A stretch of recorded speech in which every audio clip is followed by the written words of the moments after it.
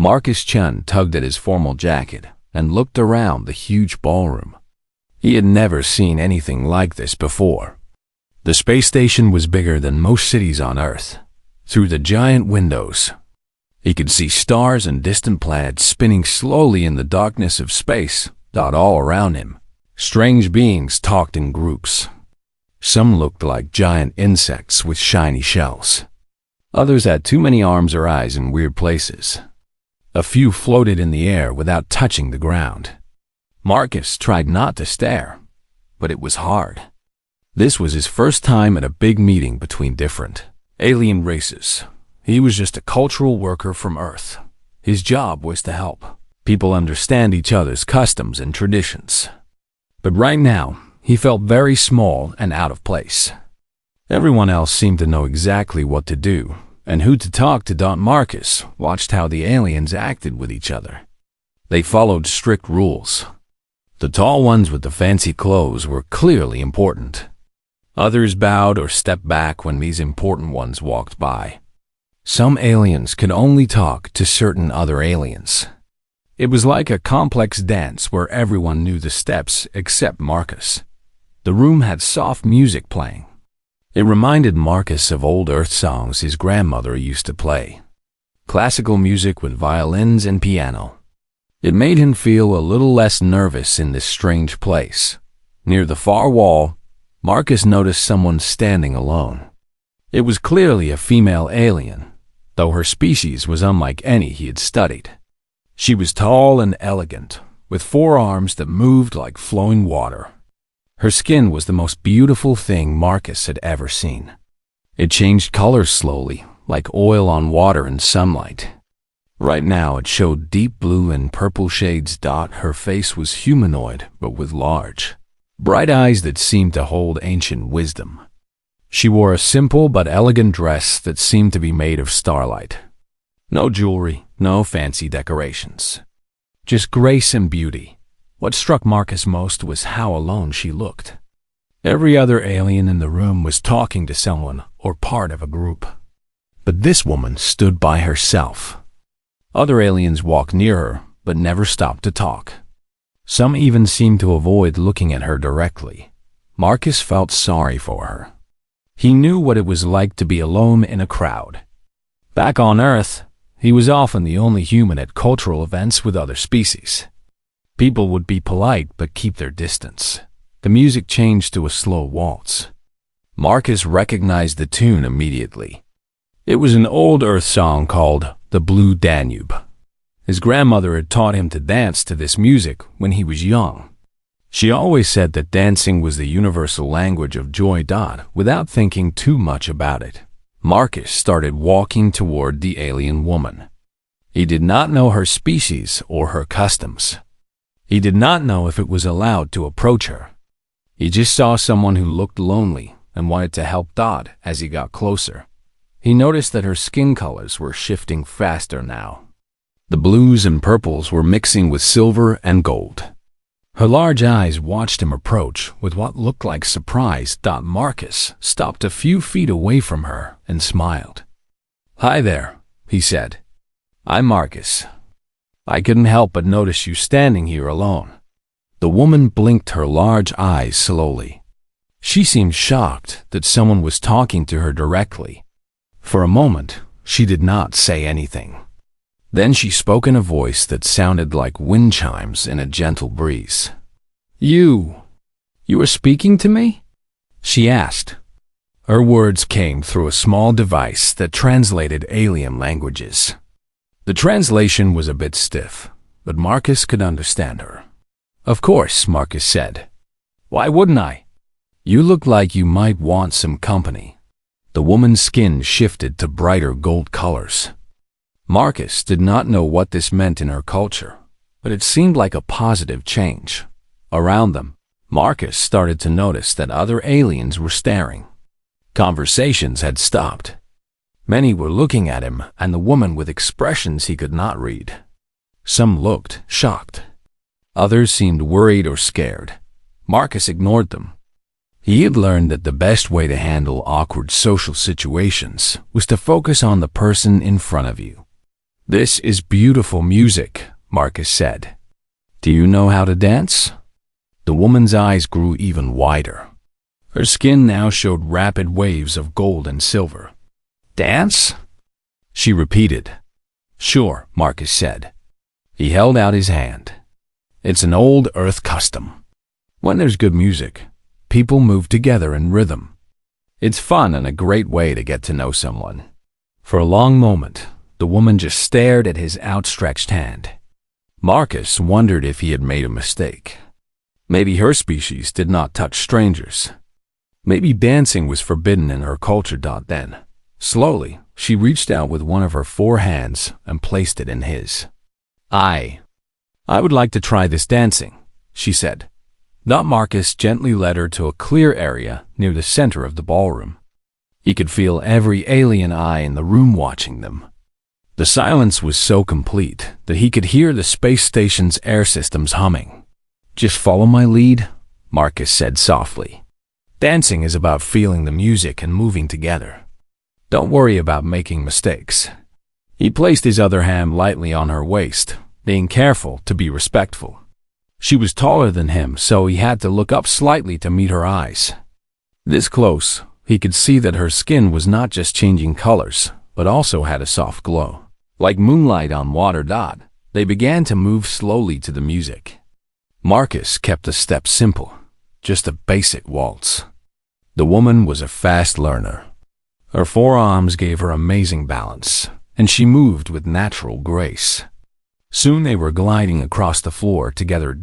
As they danced, Marcus watched her face. The serious, lonely expression was gone. Now she looked happy. Her skin showed warm, golden colors that pulsed gently in time with the music. She was smiling, and it was the most beautiful smile Marcus had ever seen. "This is wonderful," she said as they spun slowly. "I had forgotten what joy felt like. What's your name?"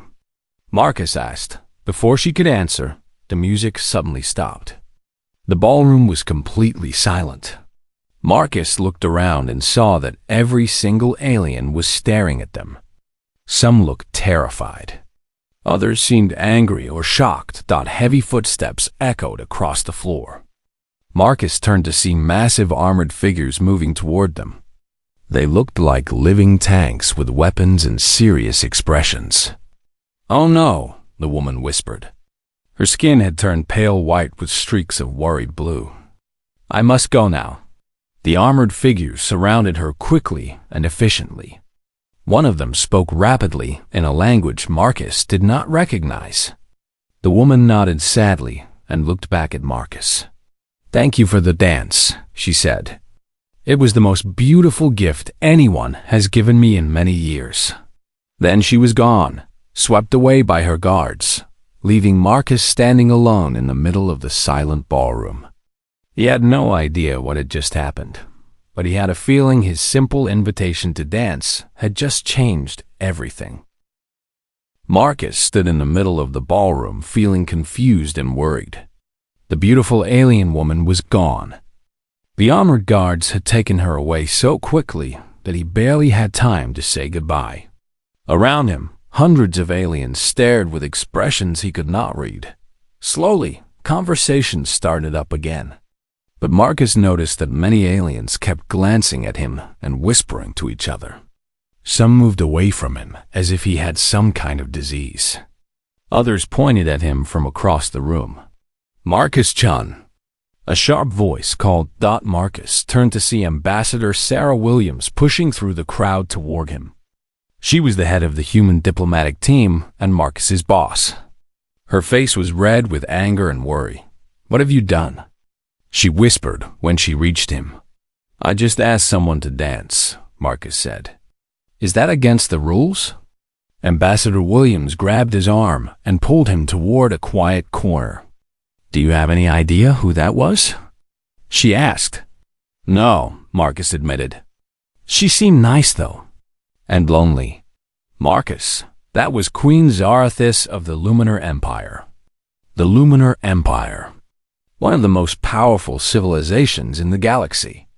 Marcus felt his stomach drop. "She's a queen?" Not just any queen, Ambassador Williams said. Her voice was getting higher with stress. She rules over 300 star systems. Her people consider her to be almost like a goddess. Nobody, approaches her without formal permission. How was I supposed to know that? Marcus asked. She was just standing there alone. She looked sad. There are protocols, Marcus, rules. You can't just walk up to alien royalty and ask them to dance like you're at a high school party. Around them, Marcus could see alien groups talking in excited whispers. Some of the conversations looked angry. A few aliens were making gestures that seemed threatening, even if Marcus did not know what they meant. Look, Ambassador Williams said, pointing across the room. The Korthic delegation is demanding an explanation. The Vegan Council is talking about filing a formal complaint.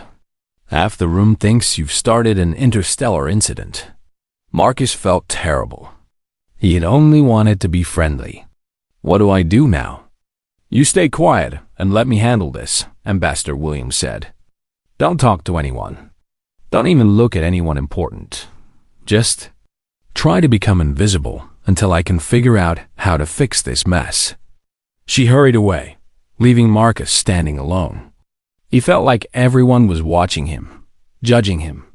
The joy he had felt while dancing seemed like it happened days ago instead of just minutes. A small group of aliens approached him. They looked like tall, thin humans, but with blue skin and extra fingers. One of them spoke in broken English. Human Marcus, the alien said. What you did was very brave or very stupid. We cannot decide which. I didn't mean to cause trouble, Marcus said. Trouble? Another alien laughed. It sounded like bells ringing. Young human, you have created the biggest diplomatic shock in 50 years. Nobody has ever approached the Luminar Queen like that. Ever. She seemed like she wanted company, Marcus said weakly. Of course she did, the first alien replied. She has been alone for decades. Her position makes it impossible for anyone to be her friend. But that does not mean you can just walk up and ask her to dance.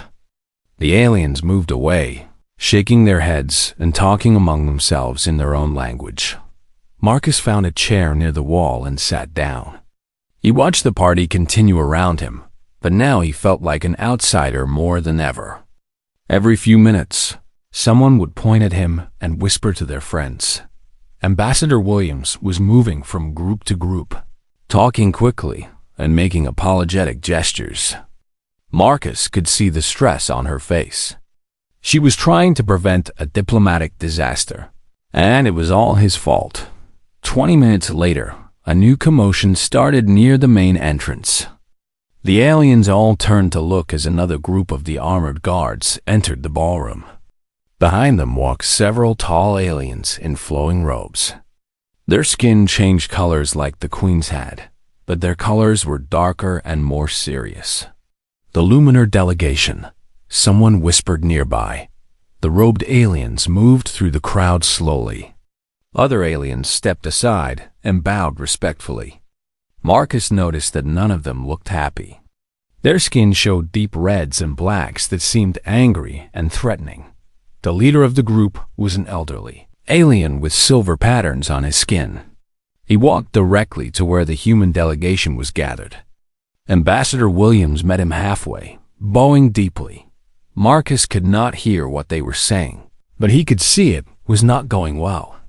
The elderly alien's skin flashed with bright red colors. Ambassador Williams kept nodding and making apologetic gestures, but the alien did not seem satisfied. After several minutes, the elderly alien pointed directly at Marcus. Marcus felt his heart start beating faster as dozens of eyes followed the pointing finger. Ambassador Williams walked over to Marcus with heavy steps. His name is High Advisor Vorthik, she said quietly. He wants to speak with you. What should I say? Marcus asked. Nothing that will make this worse, she replied. Be respectful. Apologize. And for the love of Earth, don't ask anyone else to dance. They walked over to where the Luminar delegation waited. Up close, Marcus could see that their skin really did change colors based on their emotions. Right now, most of them were showing angry reds and warning yellows. High Advisor Vorthek looked down at Marcus with large, serious eyes.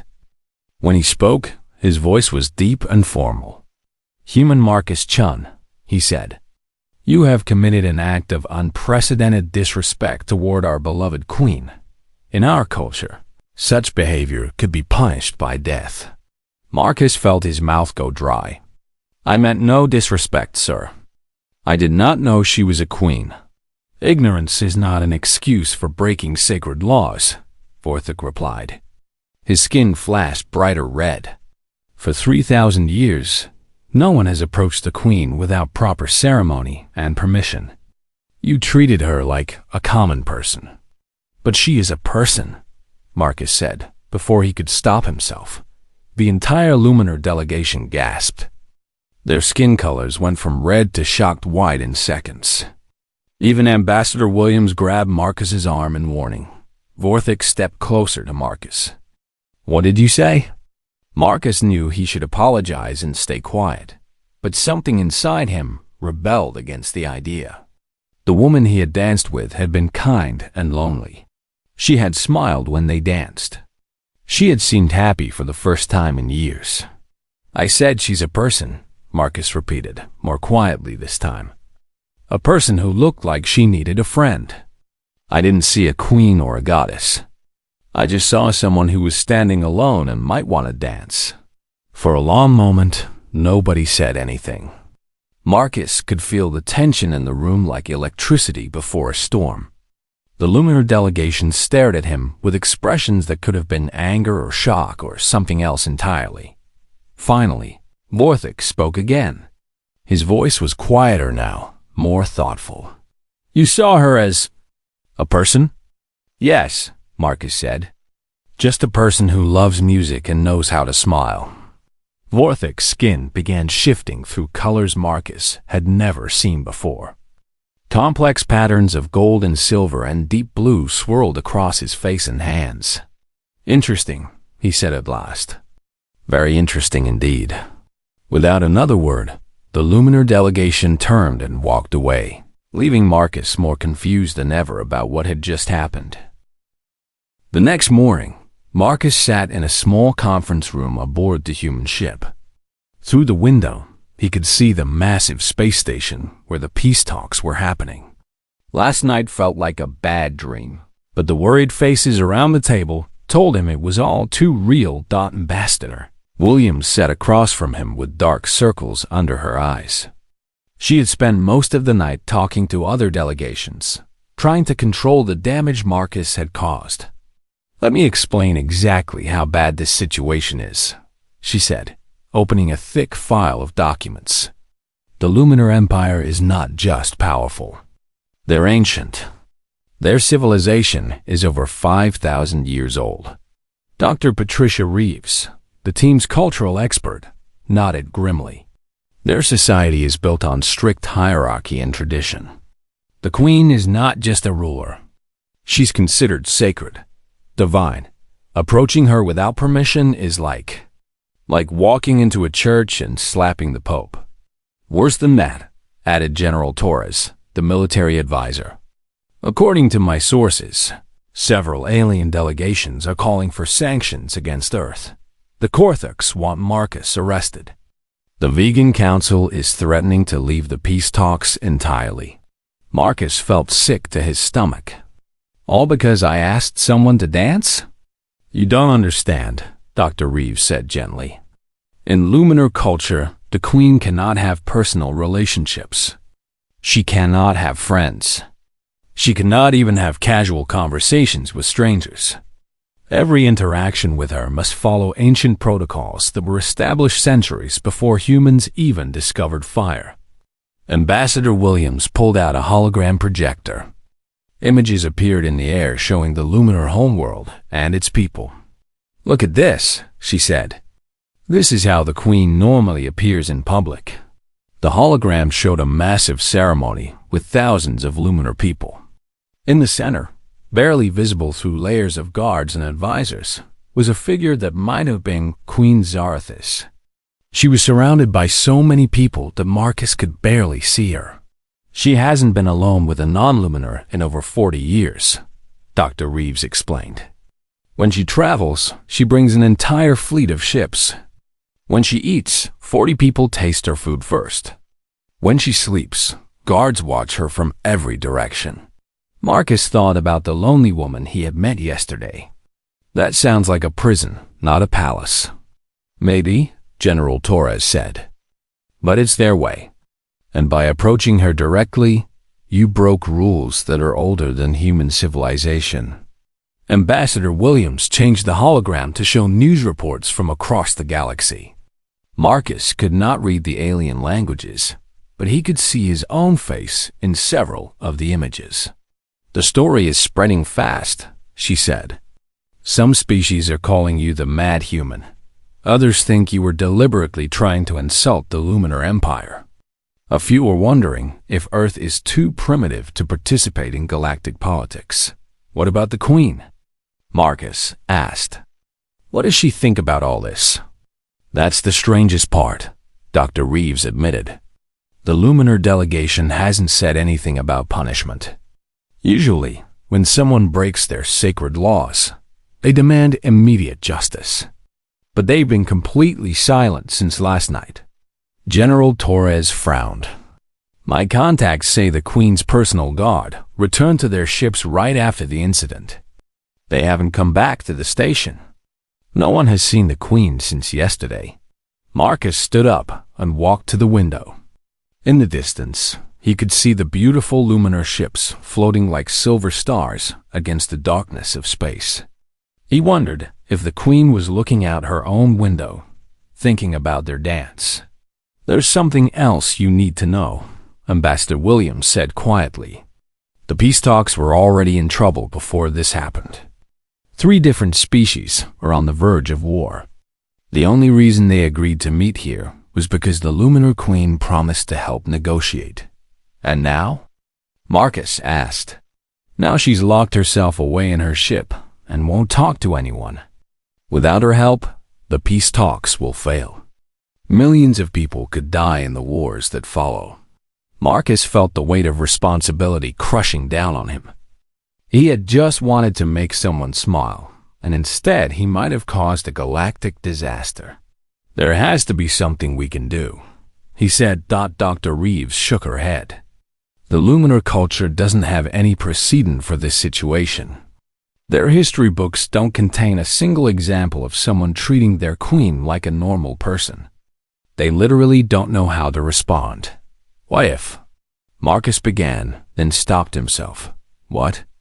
Ambassador Williams asked. What if that's exactly what she needed? The room went quiet. General Torres laughed, but not in a happy way. Marcus, you're talking about one of the most powerful people in the galaxy. You think she needs a friend? Everyone needs friends, Marcus said. Even queens. Especially queens who have been alone for 40 years. Dr. Reeves looked thoughtful. Actually, there is something interesting in the cultural reports. Luminar society wasn't always so rigid. Thousands of years ago, their leaders were much more accessible. The extreme isolation of their royalty is relatively new in their history. What changed? Marcus asked. Wars, she replied. Assassination attempts. Political betrayals. Over time, they built more and more walls around their leaders to protect them. But those walls also cut them off from their own people. Ambassador Williams rubbed her tired eyes. This is all very interesting, but it doesn't solve our immediate problem. We have angry alien delegations, failed peace talks, and a missing queen. Earth's reputation in galactic politics may never recover from this. Maybe our reputation is exactly what needs to change, Marcus said quietly. What do you mean? General Torres asked. Marcus turned back to face the group. Every other species in the galaxy has these complex rules and hierarchies. They're all so worried about offending each other that they can't actually talk to each other. Maybe that's why the peace talks were failing even before I showed up. You think our lack of protocol is an advantage? Dr. Reeves asked. I think our humanity is an advantage, Marcus replied. When I saw the Queen yesterday, I didn't see a divine ruler or a political symbol. I saw a lonely person who wanted to dance. Maybe that's what the galaxy needs. Someone who can cut through all the ceremony and politics and just be real with each other. Ambassador Williams looked skeptical. That's a nice idea, Marcus.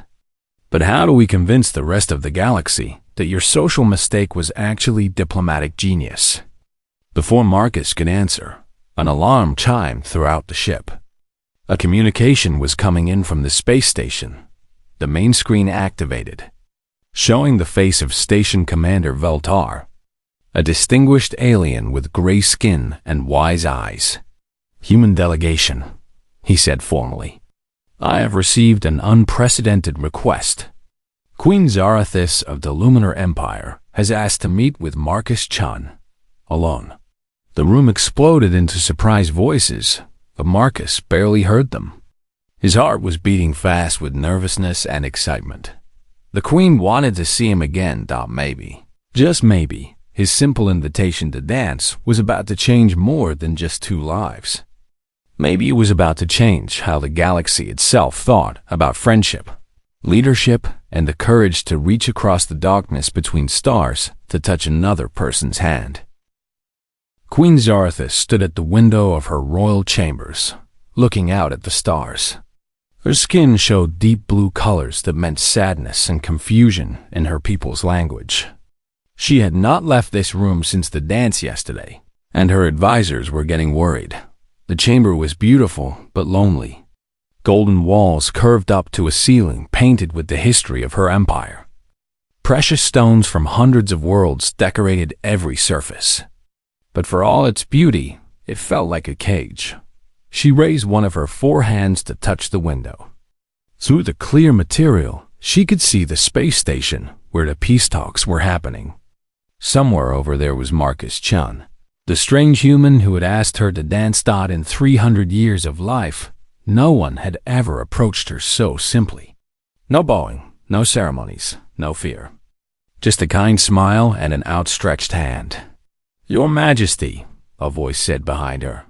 Zarathis turned to see High Advisor Vorthik entering her chambers.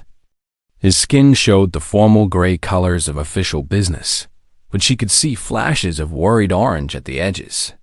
The Council is demanding answers, he said. Half the galaxy knows what happened yesterday. Our people are confused. Our enemies see weakness. Our allies question our judgment. What do you want me to tell them? Zarathis asked. Tell them it was an insult that will be punished, Vorthik replied immediately. Restore order. Maintain tradition. Show the galaxy that no one treats the Lumino crown with disrespect. Zarathis looked back out the window. And if I don't want to punish him? Vorthik's skin flashed with shocked white colors. My queen, you cannot be serious. He violated every sacred law approach. He treated you like a person? Zarathis finished. You are not a person, Vorthik said firmly. You are the crown. You are the heart of the empire.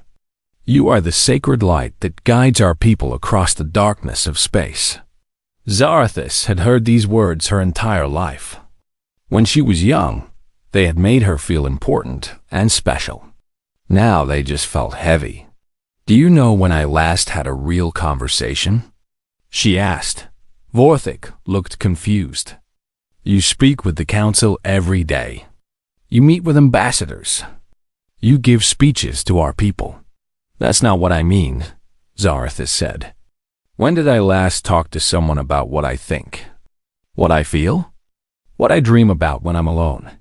Such things are not appropriate for 300 years, I have done my duty, Zarathis interrupted.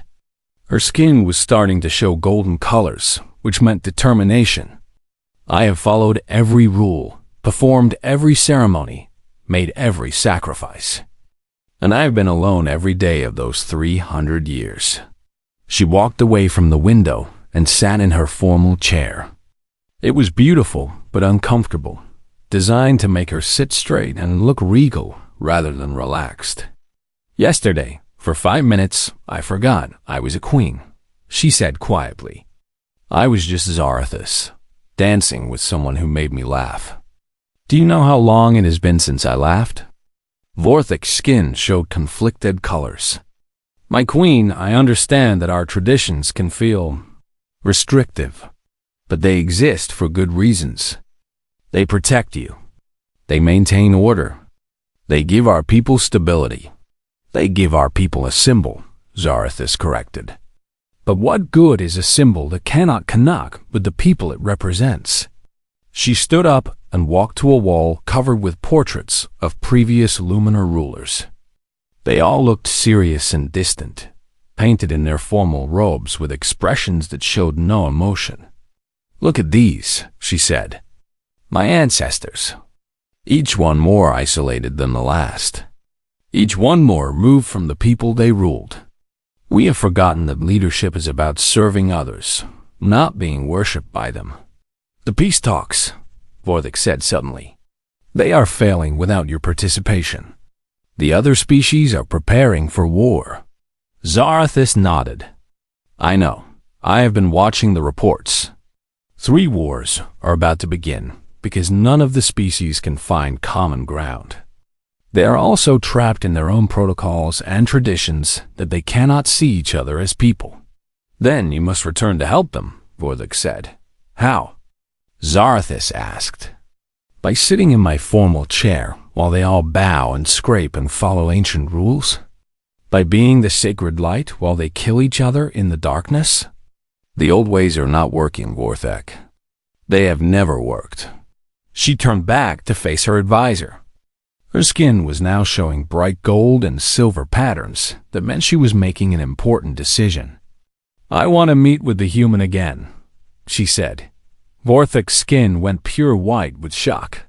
My queen, that would be completely unprecedented, scandalous, dangerous. Good, Zarathus replied. Precedent and tradition have given us nothing but isolation and war. Maybe it's time to try something unprecedented. The council will never allow it, Vorthik warned. Then don't tell the council, Zarathus said simply. For a moment, Vorthik could not speak. His skin cycled through colors of confusion, worry, and something that might have been excitement. What are you planning?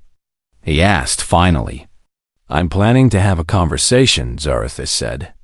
A real conversation with someone who sees me as a person instead of a symbol. Someone who might help me remember how to connect with others. And then? Zarathus smiled. It was the first real smile she had worn in years. And then maybe we can save the galaxy. 2 hours later, Marcus stood in a small meeting room on the space station. His hands were shaking slightly as he waited. Ambassador Williams had given him a long list of things he should and should not say. But Marcus had stopped listening after the first few rules. He was going to be himself. That was all he knew how to be. The door opened, and Queen Zarathus entered alone. She was not wearing her formal dress from yesterday. Instead, she wore simple clothes that seemed designed for comfort rather than ceremony. Her skin showed calm blue and green colors. Thank you for meeting with me, she said. Thank you for asking, Marcus replied. Though I have to admit, I'm not sure why you wanted to see me again. Zarathus sat down across from him at the small table. Up close, without the crowd and the formal setting, she looked younger and more human. Tell me about dancing on your world, she said. Marcus was surprised by the question. Dancing? Well, it's different for everyone, I guess. Some people dance at parties or celebrations. Some dance professionally. Some just dance in their kitchens when they're cooking dinner and a good song comes on the radio. And anyone can ask anyone to dance? Sure, Marcus said. I mean, they can say no. But there's nothing wrong with asking. Zarathus's skin showed fascination colors. On my world, every interaction is planned months in advance. Every word is chosen by committees. Every gesture has meaning that was decided by people who died centuries ago. That sounds exhausting, Marcus said honestly. It is, she agreed. When you asked me to dance yesterday, it was the first spontaneous moment I had experienced in decades. I had forgotten what that felt like. They talked for over an hour. Marcus told her about Earth, about human customs, about the idea that all people were equal regardless of their birth or position. Zarathus spoke about her loneliness, her responsibilities, and her growing belief that the old ways of ruling were no longer working. The galaxy is falling apart, she said finally. War is coming because every species is trapped in their own traditions and fears. They cannot see past their own protocols to find solutions. So, what do we do? Marcus asked. Zarathus stood up, her skin showing the bright gold of determination. We do something unprecedented. We show them that it's possible to connect across any distance, any difference, any tradition. How? Tomorrow, the peace talks resume. Instead of sitting on my formal throne and speaking through my advisors, I'm going to do something my people have never seen their queen do. What's that? Zarathus smiled, and her skin lit up with warm, happy colors. I'm going to be myself. The main conference hall was packed with representatives from across the galaxy. Marcus sat with the human delegation, trying not to show how nervous he was. Today would decide whether the peace talks succeeded or failed. Whether wars would be prevented or millions would die. The formal session had been going on for 3 hours, and nothing had changed. The Korthak Empire insisted on ancient territorial rights. The Vegan Council demanded military guarantees that other species could not provide. The crystalline beings from the Outer Rim spoke only in mathematical formulas that no one else understood. Every species sat in their designated areas, following protocols that kept them separated. No one looked directly at anyone else. No one spoke out of turn. Everyone followed the rules perfectly, and because of that, no one could actually communicate. Ambassador Williams checked her notes and sighed quietly. This is exactly what happened at the last 12 peace conferences, she whispered to Marcus. Everyone's so worried about following the proper procedures that they can't actually solve problems. At the front of the hall, the enormous throne reserved for the Luminar Queen sat empty. It was made of precious metals and covered with ancient symbols. Golden cushions and formal decorations made it look more like a religious altar than a piece of furniture. Station Commander Valtar stood at the podium looking tired and frustrated. Perhaps we should take another break, he suggested. Allow time for further consultation with home governments. Marcus knew that further consultation meant the talks were failing. Each species would retreat to their own areas, talk only to their own people, and become more convinced that compromise was impossible. Then the main doors opened. Queen Zarathus entered the hall, but not as anyone had ever seen her before. She wore simple clothes instead of royal robes. Her skin showed calm, friendly colors instead of formal patterns. Most shocking of all, she walked alone. No guards, no advisors, no ceremony. The hall fell completely silent. Every alien representative stared in surprise and confusion. This was not how the Luminar Queen was supposed to appear in public. Instead of walking to her throne, Zarathus moved to the center of the hall where delegates from different species sat. She stopped next to the Korthak delegation, whose members looked terrified at being approached by royalty. Ambassador Grulthuk, she said to the Korthak leader. Your people are worried about protecting their colonies, aren't they? The massive lizard-like alien stammered in surprise. Your Majesty. Yes, we are concerned about. Please, just call me Zarathus, the Queen said with a smile. And tell me, what would help your people feel safe? For the next hour, something amazing happened. Instead of formal speeches and protocol, Queen Zarathis had real conversations.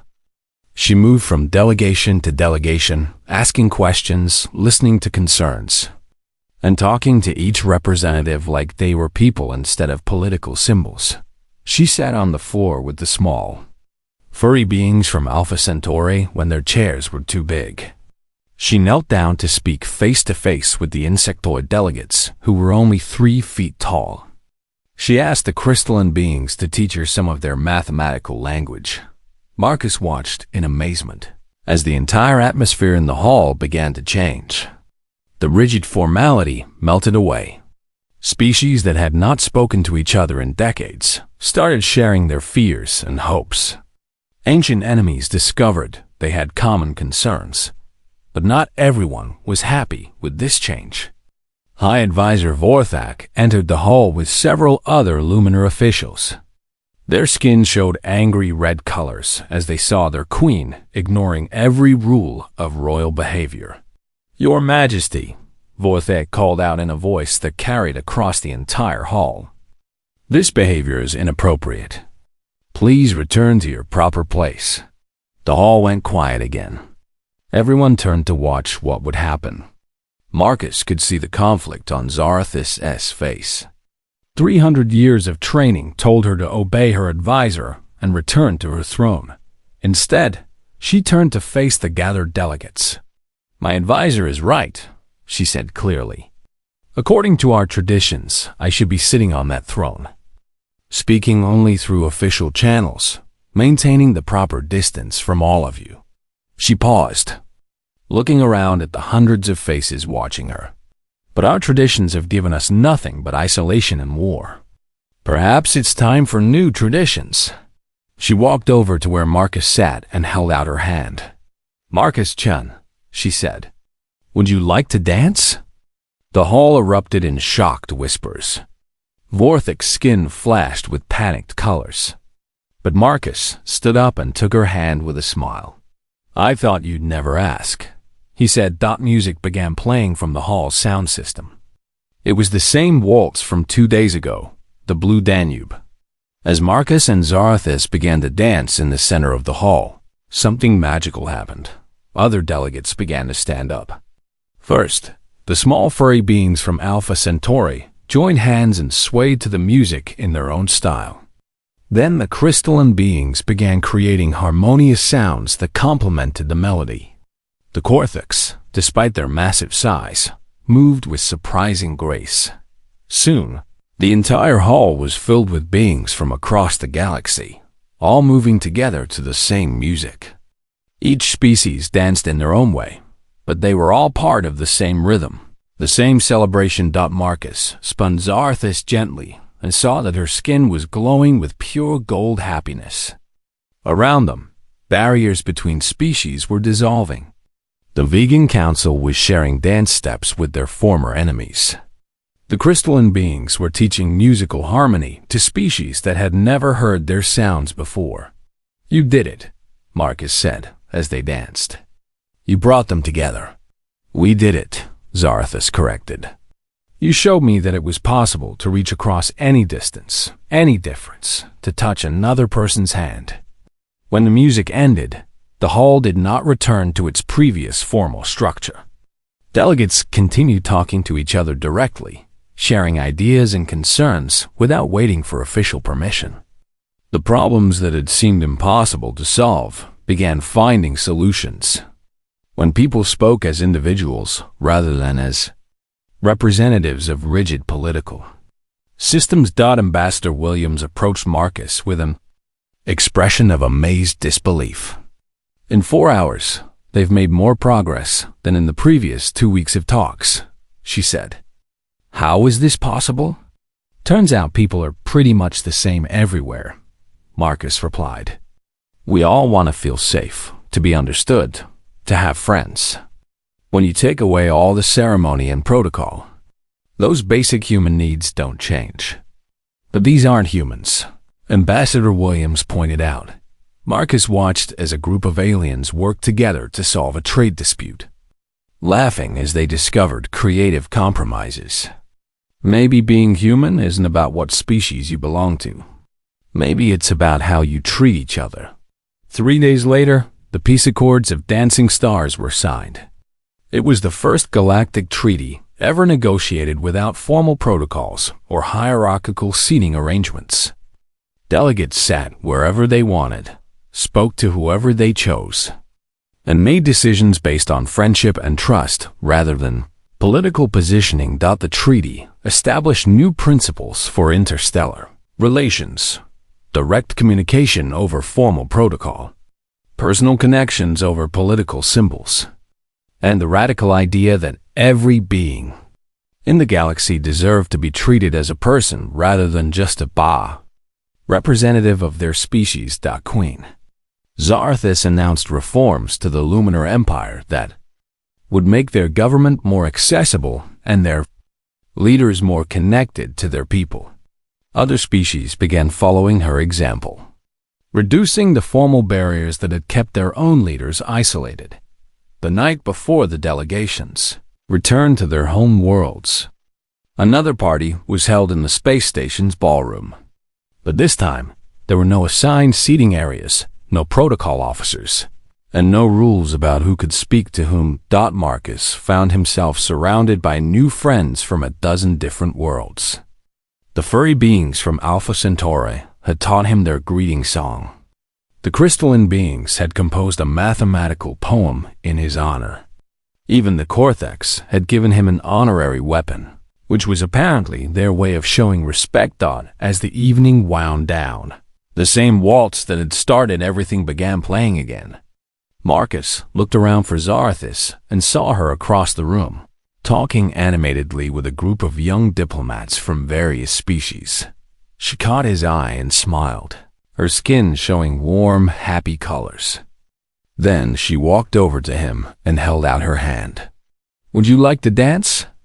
she asked. "Always," Marcus replied. But this time, they were not alone on the dance floor.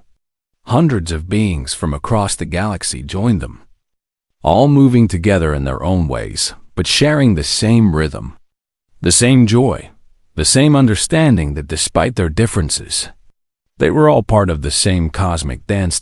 As they moved together under the stars, Marcus realized that the galaxy had learned something important. Sometimes the greatest diplomatic breakthrough comes not from following ancient protocols or maintaining careful distances, but from the simple courage to walk across a room, hold out your hand and ask, "Would you like to dance?" The universe, it turned out, had been waiting for someone to ask that question for a very long time. And now, finally, everyone was dancing together.